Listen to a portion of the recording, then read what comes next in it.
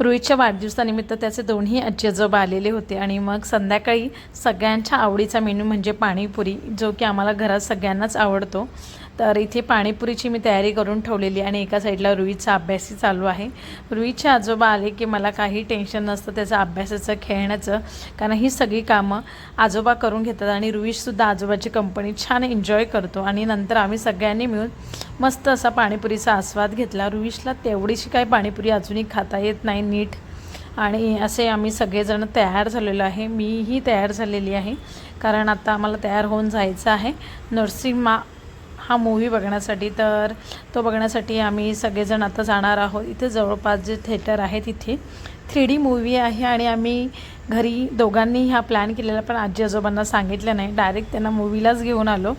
आणि पहिल्यांदा हे 3D मूव्ही बघत होते तर त्यांना खूप आवडली, कारण धार्मिक मूव्हीसुद्धा आहे आणि रुईशनी खूप एन्जॉय केली. तर छान आहे, ॲनिमेशन मूव्ही आहे. मला ॲनिमेशन मूव्ही एवढ्याशा आवडत नाही, पण बाकी सगळ्यांनी खूप छान एन्जॉय केल्या आणि असा गेला आमचा आजचा दिवस.